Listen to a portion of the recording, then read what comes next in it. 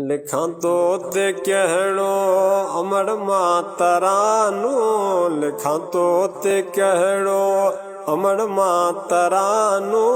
सवा तो खांजी जला, सवा तो खांजी जला, लगे घर वीरानू। लिखां तो ते कहणो अमर मातरा नू, लिखां तो ते कहणो अमर मातरा नू। सवा तो खांजी जला, सवा तो खांजी जला, लगे घर वीरानू। लिखां तो ते कहणो सभई भेण भावर गॾे घर बिठायूं, सभई भेण भावर गॾे घर बिठायूं।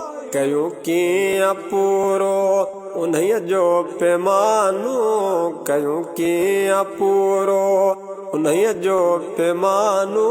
सवा तो खांजी जला, सवा तो खांजी जला, लगे घर वीरानू। लिखां तो ते कहणो अमर मातरा नू, लिखां तो ते कहणो अमर मातरा नू। सवा तो खांजी जला, सवा तो खांजी जला, लगे घर वीरानू। लिखां तो ते कहणो कमी तुंहिंजी काथे ज़मानू भरींदो, कमी तुंहिंजी काथे ज़मानू भरींदो। सॼा मिट गॾियो खुटल आ खज़ानो, सॼा मिट गॾियो खुटल आ खज़ानो।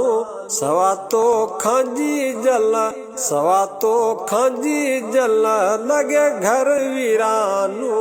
लिखां तो ते कहणो अमर मातरा नू, लिखां तो ते कहणो अमर मातरा नू। सवा तो खांजी जला, लगे घर वीरानू। लिखां तो ते कहणो भरे केरु सघंदो तुंहिंजो ख़्यालु आई, भरे केरु सघंदो तुंहिंजो ख़्यालु आई। सॼी दुनिया ॼणो आ फिटल शादमानू, सॼी दुनिया ॼणो आ फिटल शादमानू। सवा तो खांजी जला, सवा तो खांजी जला, लगे घर वीरानू। लिखां तो ते कहणो अमर मातरा नू, लिखां तो ते कहणो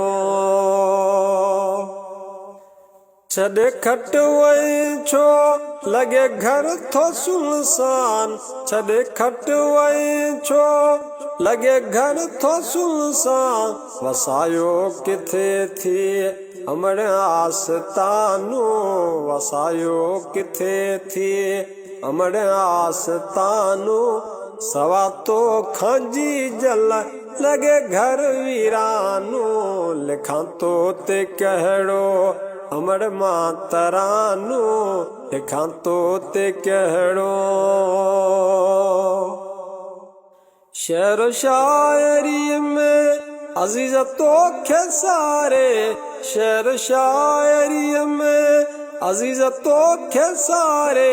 सवा तो खां तुंहिंजो अधूरो फसानू, सवा तो खां तुंहिंजो, सवा तो खां तुंहिंजो अधूरो फसानू। सवा तो खांजी जला, सवा तो खांजी जला, लगे घर वीरानू।